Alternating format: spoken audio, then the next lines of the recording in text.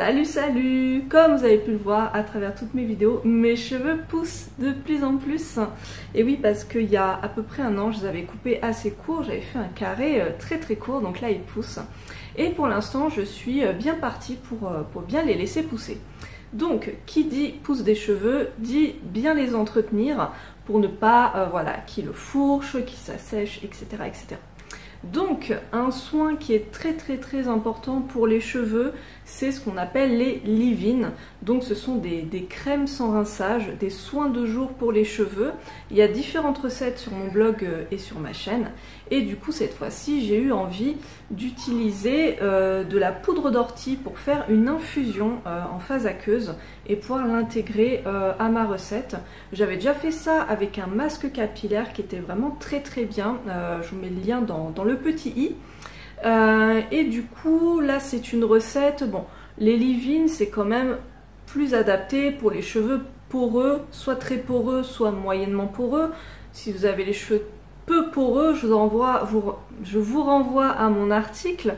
Bon, ça va pas être trop pour vous.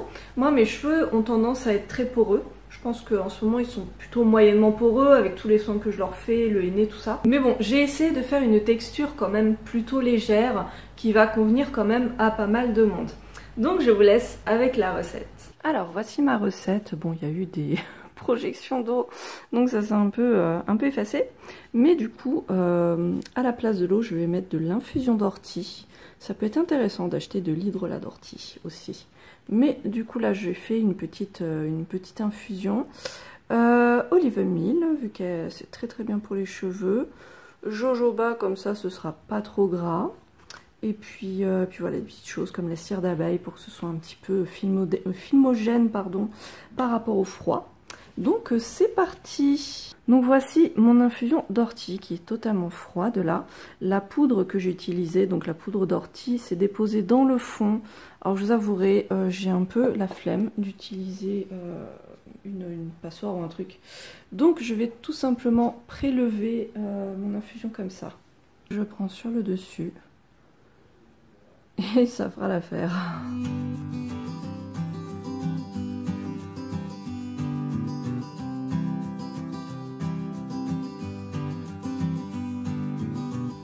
Voilà, donc le reste de poudre, de poudre et d'eau, je vais l'utiliser pour faire un eau-pou, tout simplement.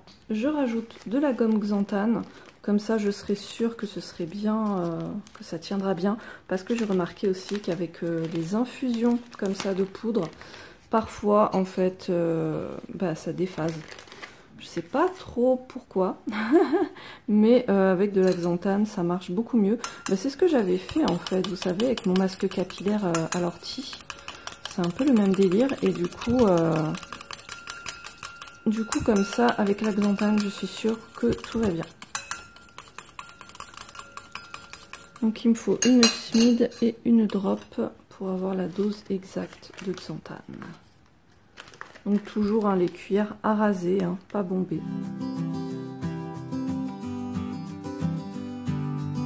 Voilà, je mélange. S'il y a des petits grumeaux, ce n'est pas grave parce qu'on va faire chauffer après et du coup ça va fondre tranquillement. Il n'y a pas de souci. Donc maintenant je vais mettre mon olive oil, qui est un émulsifiant que j'adore, qui est vraiment très polyvalent pour la peau, les cheveux, tout. Je l'aime beaucoup. Donc il nous en faut 3 grammes.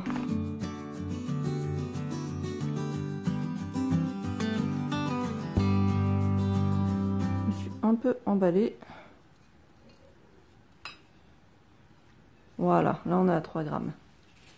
Ensuite, la jojoba. Très bonne huile pour la peau et les cheveux. Donc il nous en faut 1,5 g. Alors, on va essayer de doser précisément.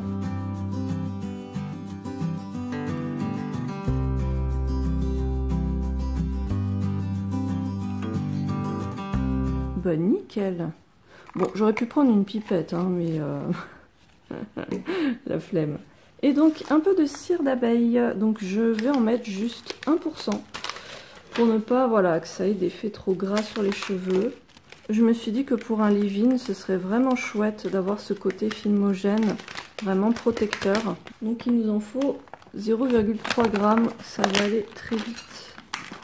je pense.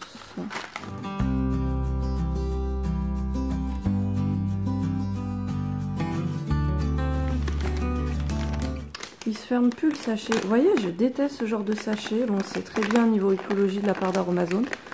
Mais parfois, on n'arrive plus du tout à les fermer. Bah, tant pis, je vais transvaser ça dans un pot. Allez, je mets ça au bain-marie.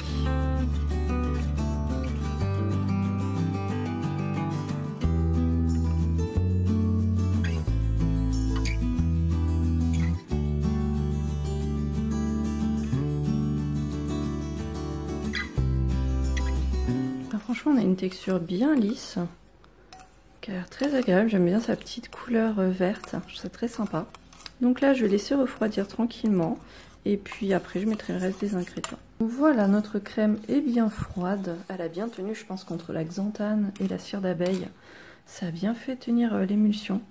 On va rajouter du collagène végétal. Ça, c'est un actif que j'ai découvert il n'y a pas très longtemps, qui est très très bien pour la peau et les cheveux. Et donc pour les cheveux, il va être très gainant, il va apporter du volume aux cheveux, les hydrater, les protéger. Donc c'est parfait. On va tester ça, donc 18 gouttes.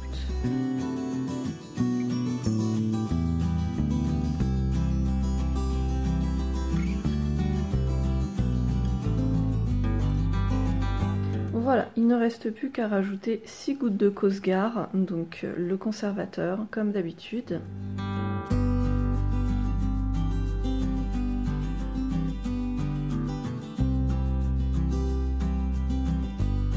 Bah voilà, franchement j'aime beaucoup cette couleur, ça fait vert très pâle, un peu vert pastel, je sais pas trop comment décrire cette couleur, mais j'aime beaucoup. Et on met en pot. Alors mon flacon est légèrement humide, c'est normal, en fait j'ai désinfecté à l'alcool, mais comme il n'avait pas encore totalement séché, j'avais pas envie que l'alcool reste comme ça, donc j'ai rincé vite fait à l'eau, mais sinon voilà, il est propre et désinfecté. Bon, vous voyez comment je fais, je me prends pas la tête, je verse comme ça, vous voyez que ça fonctionne très bien si on est minutieux. Franchement, le petit entonnoir qu'Aromazone vend, je le trouve totalement inefficace parce que l'embout est très très étroit. Donc une texture, vous voyez la crème quand même, elle est plutôt fluide là. Bah, même ça, c'est trop épais, ça met 1000 ans à passer par le petit entonnoir. Donc j'ai abandonné ce genre d'option, je fais ça comme ça et la majorité du temps ça marche très très bien. Et voilà mon petit soin, donc un leave-in, hein, évidemment ça s'applique sur cheveux secs ou humides comme on veut, et on ne rince pas, on met une petite quantité sur les pointes et ou les longueurs et voilà, ça hydrate, ça protège au quotidien, c'est nickel. Ça fait maintenant quelques semaines que j'utilise ce soin, peut-être bien 3 semaines, hein, facile. Donc qu'est-ce que j'en pense? Eh ben, il est très très bien. Je trouve qu'il prend bien soin de mes cheveux. J'en applique juste une petite noisette, hein. J'ai pas les cheveux très très longs non plus. Bien sûr, la quantité est adaptée selon votre longueur, selon l'épaisseur de votre chevelure. Mais voilà, j'étale bien sur la paume de mes mains et j'applique surtout sur les pointes et les longueurs, pas trop sur les racines. Disons que je vais faire les racines plutôt, voilà, juste après mon shampoing, quand je sais que mes cheveux ne sont pas du tout gras et que mine de rien, les cheveux qui commencent à pousser ont parfois aussi un peu besoin d'être nourris et protégés, hein. Mais vous faites comme vous voulez, si vous voulez vraiment juste vous concentrer sur les pointes, allez-y. La texture, je pense que le fait d'avoir mis de la cire d'abeille, je n'ai mis que 1%, mais c'est peut-être ça qui fait que la texture, quand on l'étale sur les mains, elle fait un petit peu cireuse. Donc c'est pas la texture que je trouve la plus agréable. Néanmoins sur les cheveux, ça ne graisse pas plus que ça ne laisse pas un côté cireux sur les cheveux. Franchement là, voilà, j'en ai mis tout à l'heure et vraiment aucun problème.